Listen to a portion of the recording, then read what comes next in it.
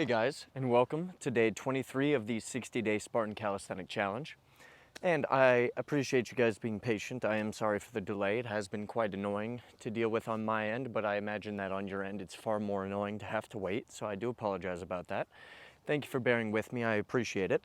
Now, as with keeping pace with the trend of trying to make these videos a little bit more condensed, not to cut out any information, but to convey the same information in a more consistent and timely manner, we're gonna go ahead and get started.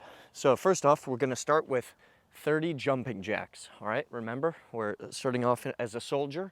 We finish with our hands in the air and our feet spread apart, bouncing on our calves, all right? And we're gonna switch from doing time-based movements to count-based movements, so it's easier for you to track in your own head without having to use some external device. All right, so let's get to it. 1, 2, 3.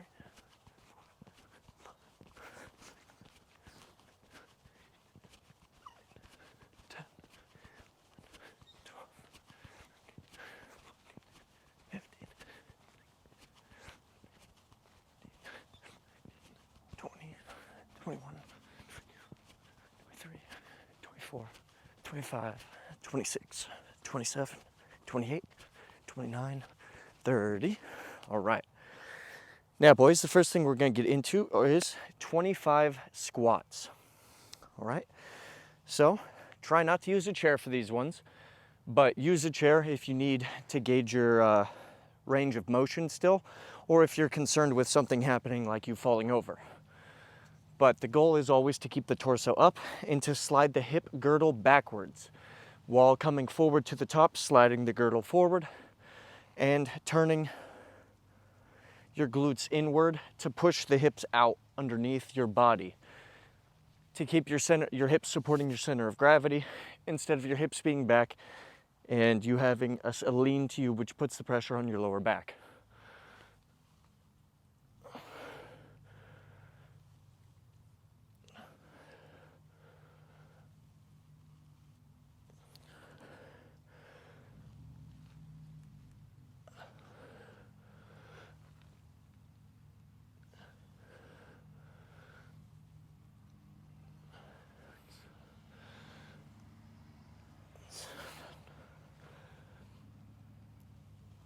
Eight, 9, 10, 11. Remember, hold the bottom of the squat for about 2 seconds to elicit a stronger glute action, because the goal of the squat is to tear the glute to make it bigger.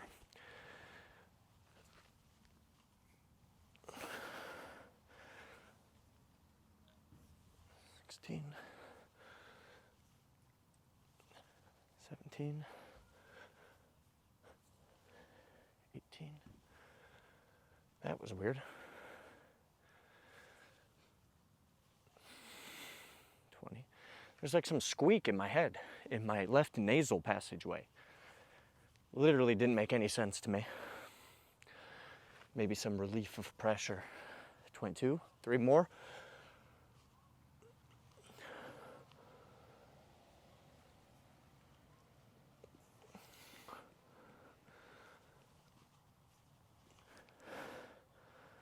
All right, it's 25 squats.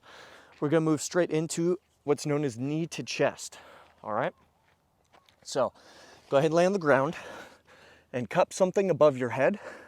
Not cup it, but grip it so that your torso is fully extended, because this is gonna help us get the lower abs more as part of this movement. So like anything at work, like a table leg probably is gonna work best. The goal is not to hold on to it for dear life.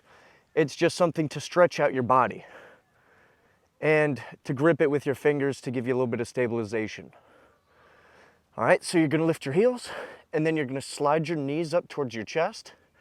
All right, you don't push your knees away from your body at all. All right, you just lift your knees up to your chest so that you fold inward. And then at the top of the movement, you bring your knees towards your pecs and lift the pelvic girdle up And the curving of the pelvic girdle is where you hold it for about 2 seconds. And then, as you're returning to the starting position, you don't let your heels touch each other or touch the ground. All right? Preventing them from touching each other makes it so that no horizontal force negates the effect of gravity. Yeah.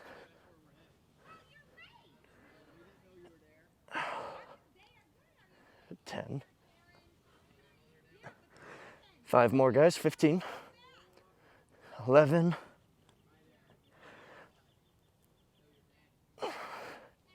12. 13.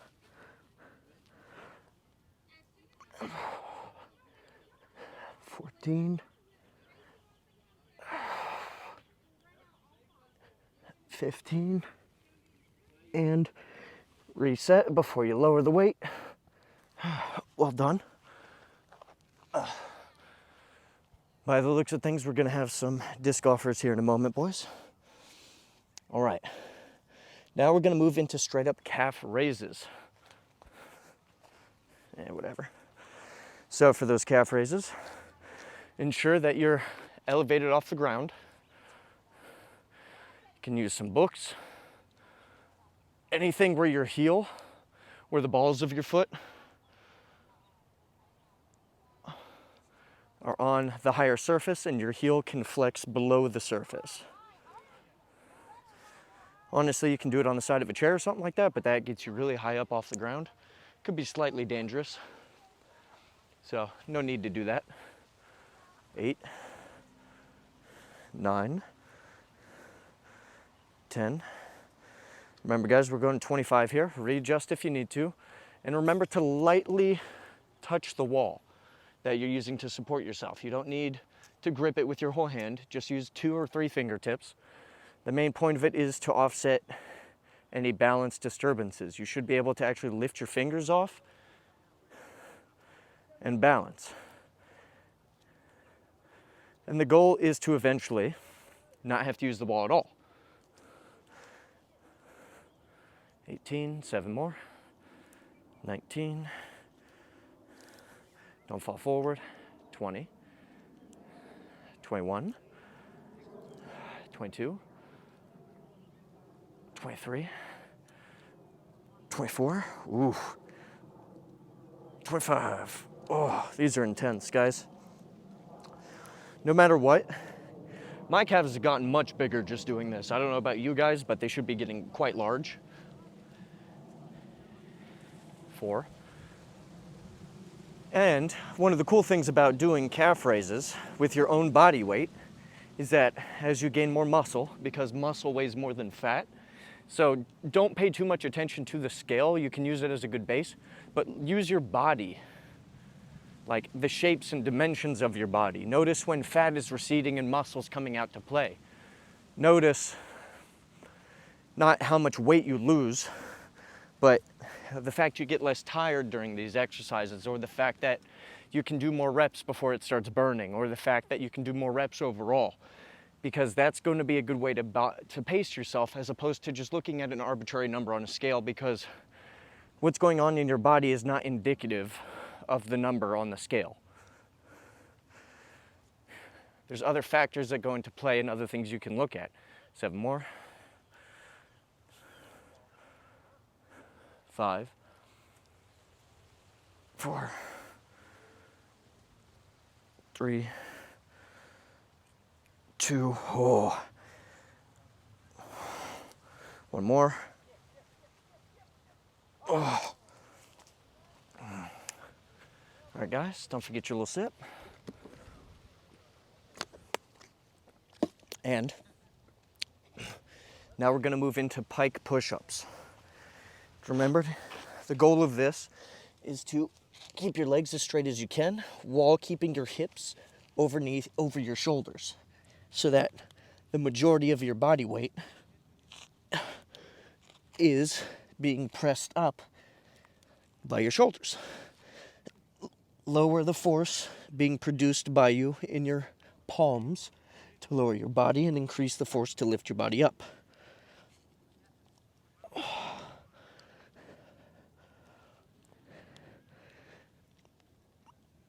9, 10, 11, we're doing 15 of these guys, 12, 13, 14, 15. All right, reset before you let the weight off. Kick the dirt off you. All right, now we're gonna move into step ups into a calf raise. And you can use a bench, a chair, table, anything of the sort. Anything that's gonna put you at least a foot or two off the ground that you can use to step up onto safely. Like, don't use one of those cloth chairs because you're gonna step on it and you're gonna put a hole through it. So don't do that.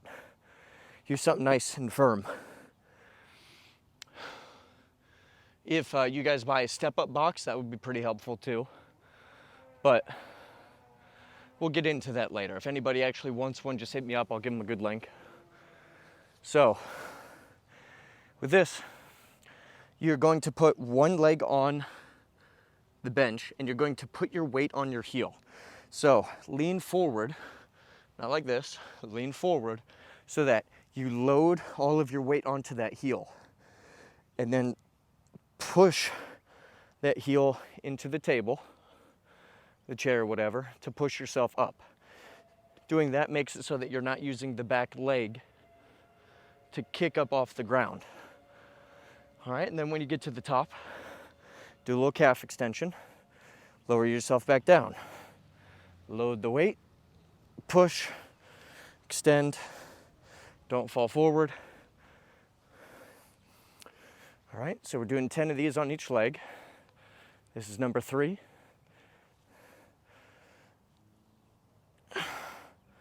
4.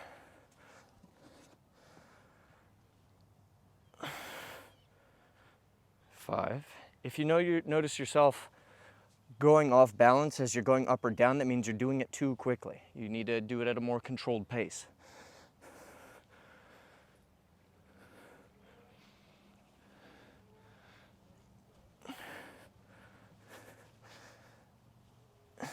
All right, did another one because I don't like that rep. 8. I see a dog just doing barrel rolls over there on the ground. And people are outside wearing masks. Literally doesn't make any sense.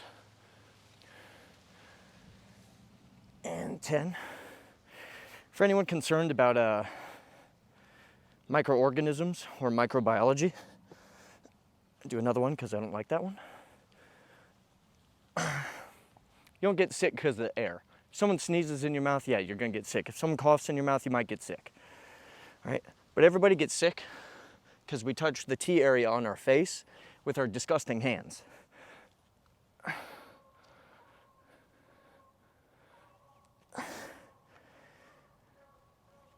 And by touching the T area with our disgusting hands, because our hands are touching everything that everybody else's hands are touching, all right?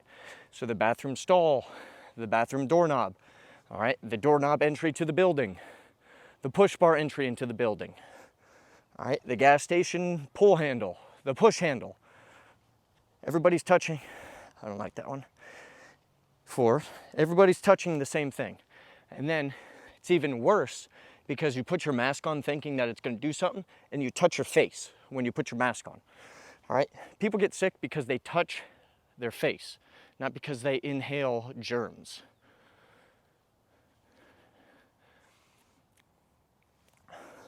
So if you're wearing a mask thinking it's keeping you safe from germs, you are sorely mistaken. And coronavirus isn't this new disease, all right? It's the same thing that the flu is, and it's the same thing that SARS is. It's all the same thing. It's the same virus. So it's not some new virus that's transmitted differently. It's transmitted the same way. So the mask isn't going to help you. That's 8, 2 more.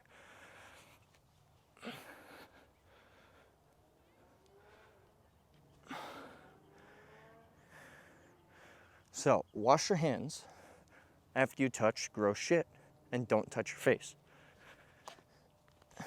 Do another one because I didn't like that one. All right, 10 of each. Now we're gonna move into scissor kicks. All right, so for these scissor kicks, we're going to cross our legs over top of each other in an alternating fashion. So the heel goes over the ankle of the other one, and then the heel goes over the ankle of the other one, the other foot. Left heel over right ankle over left heel. We're in a repeating fashion. All right, so for this one, you're gonna wanna lock your abs and put the support underneath your lower back if you need it by making like a soft little cushion of your knuckles, and then put the knuckles in the small of your back.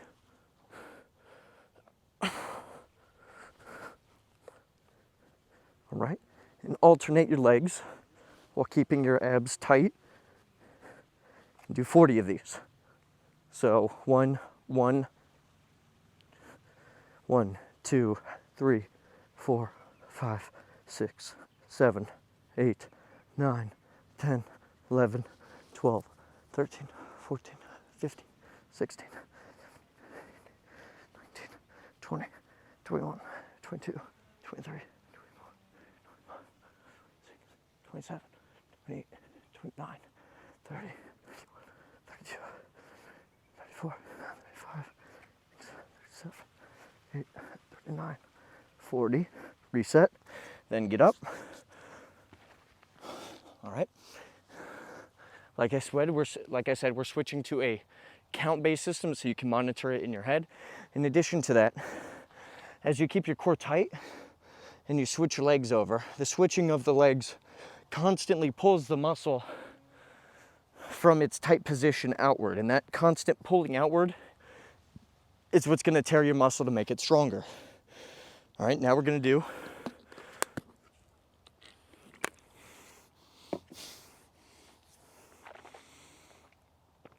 narrow squats.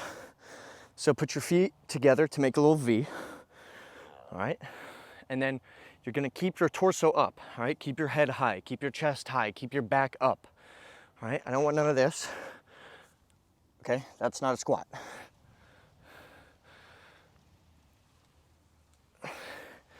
It might do it at the end if you try and go down low enough.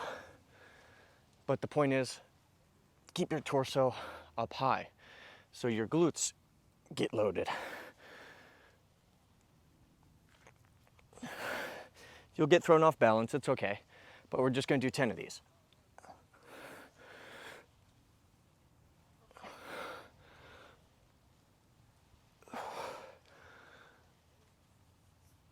I'm doing 2 extra because I didn't like those.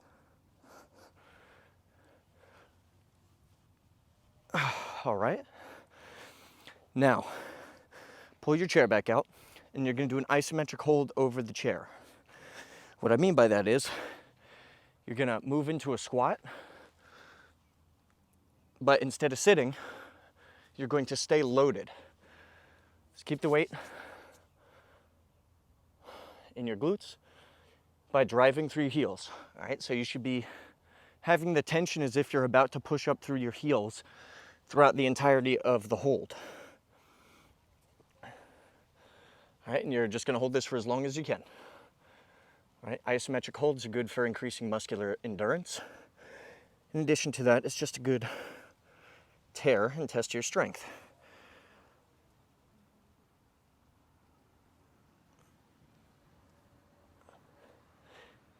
If your knees hurt, slide backwards a little bit more to load the glutes.